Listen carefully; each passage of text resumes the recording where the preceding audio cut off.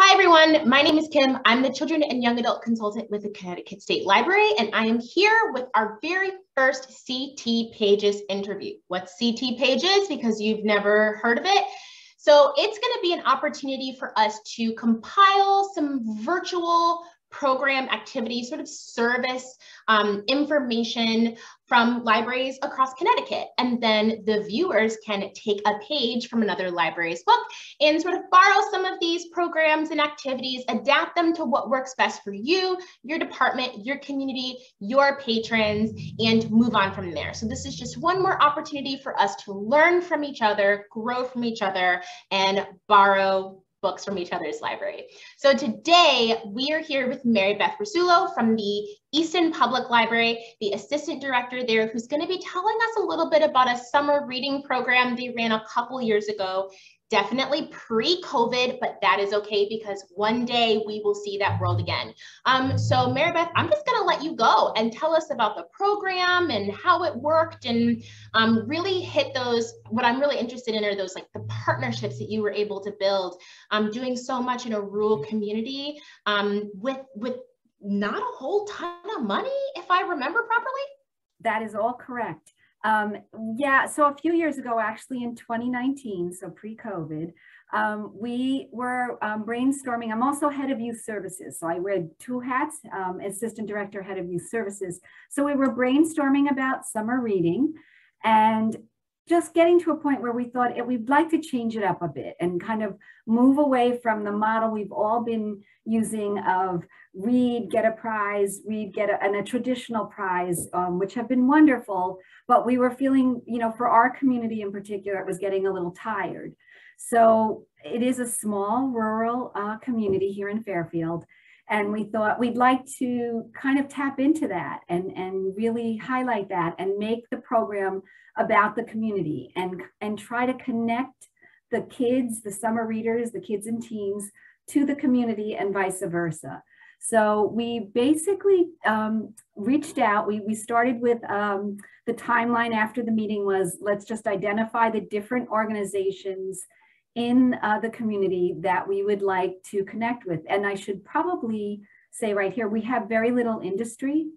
So for those communities that are bigger in cities or have, a downtown with a street that you can walk, this could all be adapted for that as well. So we started reaching out. We have farms, we have working farms. We reached out to all the town departments, to the police department, the fire, the EMS, town hall, to public works. We also have a community center. We reached out to them. We reached out to, I actually have a list here, I think, of who our great folks were. We have a beekeeper in town. So we thought, how cool, why don't we get this beekeeper to partner with us as well? We also worked with our local coffee shop. We have a new little coffee shop.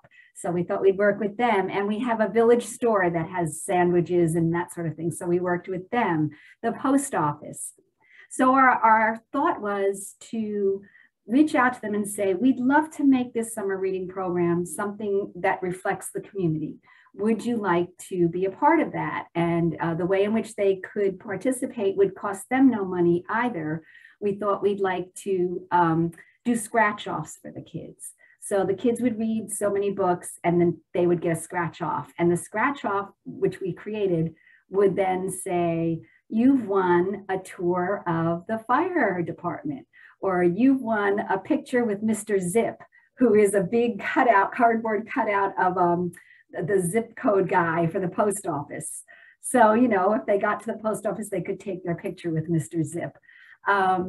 And so we did that with the farms as well. We thought, is there anything that, you could offer where the kids and their families could come to see something on the farm? So we had watch a cow being milked. We had take a picture with a chicken at one of the farms. So, very, very tying into who we are. They got a tour of town hall. The kids went up to EMS with their families and they were able to tour EMS, and they, got to go inside an ambulance. And so there was all this tie-in, and we were really lucky because everyone we reached out to said yes. And they all thought it was great. So when we come to the part about it costing so little money, that's really why, because we did not have to spend money on much of anything. We had some gift certificates that were raffle prizes at the end. And for a number of the programs too, we brought the people here, like the beekeeper came with an observation hive. So he brought this hive of honeybees, and we were outside pre-COVID, but we were out on the lawn, and he had this hive there that the kids and their families could watch, the bees doing their thing. And he was really comprehensive in his info with them. We had the canine officer and her dog come to the library for a program. She did that for kids and for teens, and they were different programs based on info that was good to share with those different demographics. And I was thinking, for communities where it would be hard for people to go places, that would be the way to kind of interpret this, is have somebody from each of these departments, come and do a program, and that's a prize that your readers would have won. So, I mean, that's kind of it as an overview. I'm not sure if you have questions for me. I'm trying to think.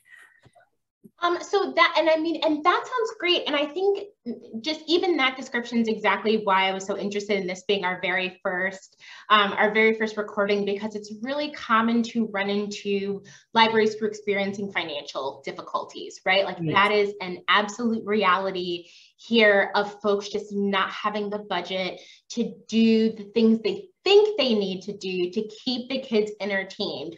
And I feel like a program like this kind of squashes that, right? Or even a place where it's not like, we all can't be New Haven, we all can't be Hartford, we all can't be Bridgeport, where there's like a museum with something fancy within throwing distance, right? And having worked in Easton, I did not know there was a beekeeper, so that's really exciting. But I think when you say there's like a store, it's because there is one space to do these things. Yeah, exactly. And honestly, we did kind of adapt this for COVID. So we were still doing community based incentives, but more that we had gift cards. So we did spend a little money. But what we were thinking for next year, if we can gather and have programs in person with a good number of people, is the scratch offs can even be for the kids. Just loved the scratch off. Some of them hardly cared at first what was on it. They were just like, oh, I got a scratch off, and they just loved the whole like uncovering it and seeing what it was. So we thought we'd do more of in-house incentives with the scratch off, like almost a scavenger hunt sort of a thing. A scratch off could say, find a joke book, look through it, and tell us a joke you think is funny. So those wouldn't be the bigger ones, but for those, like, just to keep them coming in, after they've read a bit, and to keep going back with more books to read. And then as we got further through the summer, have maybe some of the farms and everybody involved as those scratch offs.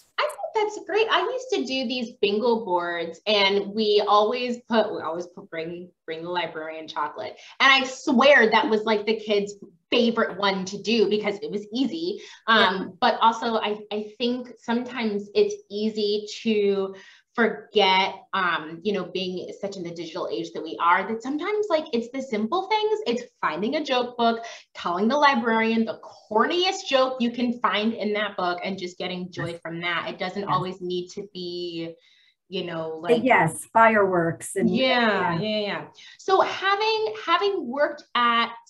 done the traditional summer programs, right? Read the book, log the book, get the slinky. Read the book, log the book, get the fidget spinner, as much as I love my fidget spinner. Do you think that the kids liked the community-based, because that's how I view it, as a community-based summer reading program. Do you think they preferred those to the like read, log, fidget spinner? Absolutely. And I know only because they keep asking when we're going to do the scratch offs again. And we had our best numbers ever for the summer. It was such a great turnout. And as I said, we've kind of continued it even through COVID because we changed the theme of our program to reflect the community, and it's Read Around Easton. So we have kind of like we did geocaching this year that tied into that. And we do markers that we put up on our website right now to say, you've read this many books, you've now made it to, you know, town hall. So kind of using that as a real thread, I think. Right. So keeping with the community element, but, you know, keeping folks safe. So doing sort of like a virtual component. And I think I remember seeing you all tracking that on Instagram too, if I'm remembering correctly. Yes. So I like to follow the libraries I used to work at. Just to yes, absolutely. That was all over our Instagram pages and Facebook pages. So yeah, we've really tried to continue that, and we've had relatively okay numbers for COVID. I mean, you know, last year was just what it was, but we're still pretty pleased that people were participating. But I definitely feel this for now is just a really rich experience for everybody. And I know the organizations that we partnered with really enjoyed being part of it and meeting the kids and their families. So I think, and I sort of had two questions. One of them directly related to that, but I think the first one was like, what was the prep work that went into this? I'm thinking about the libraries that that don't have a lot of staff, right? So like West Haven, that's where I live. But like Easton, it's not like you have a 7-person youth staff, right? So so what did like the prep time for this look like? Like how much time did it pull out of your day-to-day activities? And then do you think you have a better relationship with your community now, having involved them so deeply in one of the most like you know, influential experiences, like in a library's year, summer reading?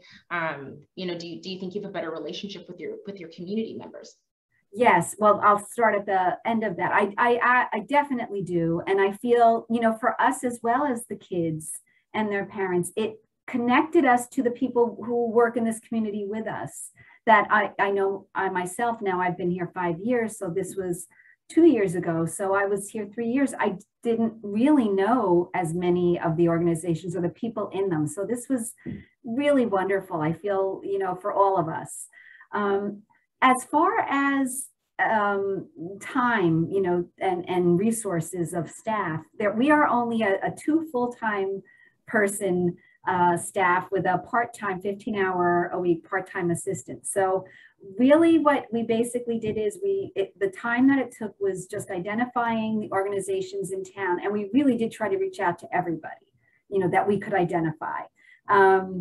And writing a letter, just drafting one, you just needed to draft the one, you know, letter, and then just find the addresses and pop them in each letter. So that was pretty easy. And we followed up, we mailed it, we did mailing. So we mailed everything out and we followed it up a few weeks, maybe a week or 2 later. I forget what our timeline was. I can find that out for you for future. We waited a couple of weeks to see who would respond, and nobody responded. So I know because people are busy. It wasn't, and we kind of knew that. So we had already broken down the list of organizations into who's going to call who, follow-up calls.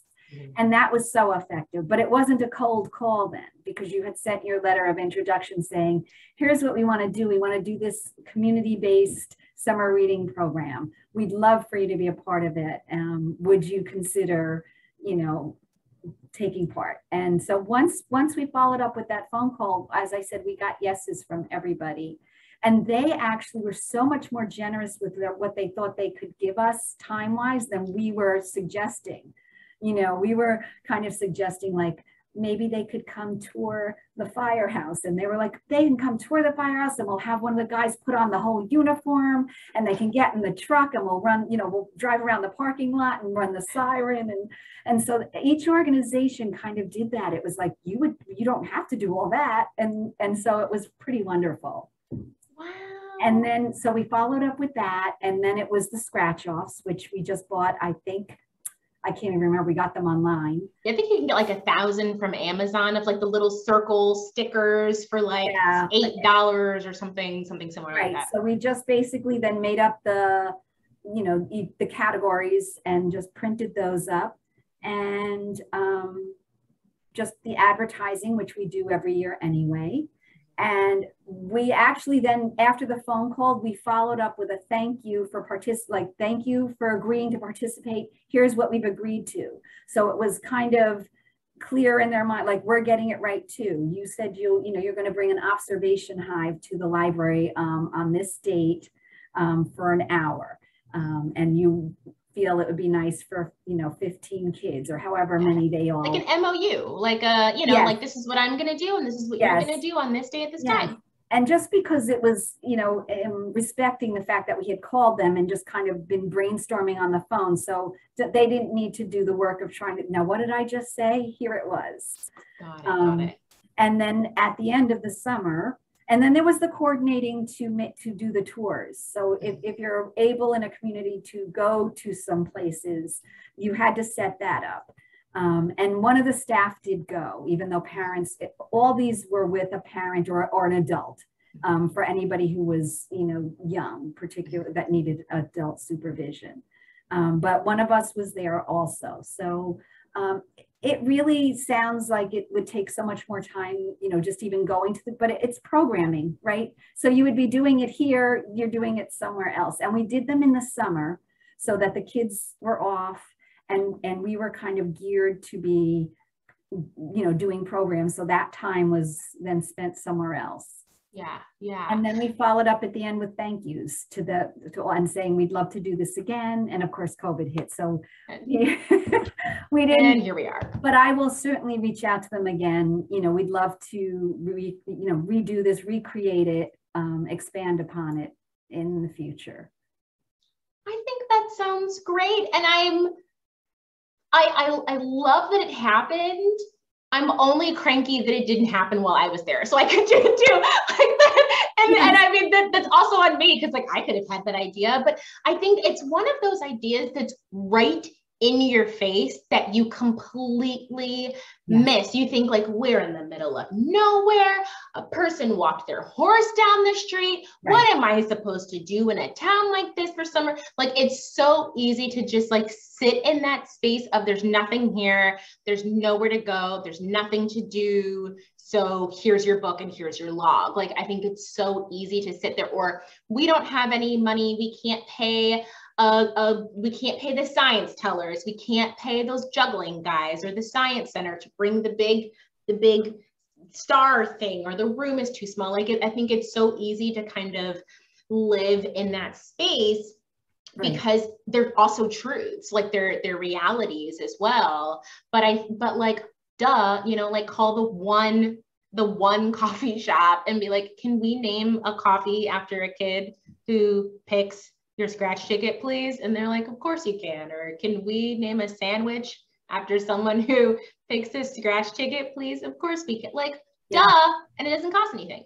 Yes, and some of the barista at the local coffee shop met with the teens who won each, 1 week at a time, and had them kind of create the drink they want. They told the ingredients they'd like to use, and it was named after them. So for that week, that drink, most of them were lemonade based.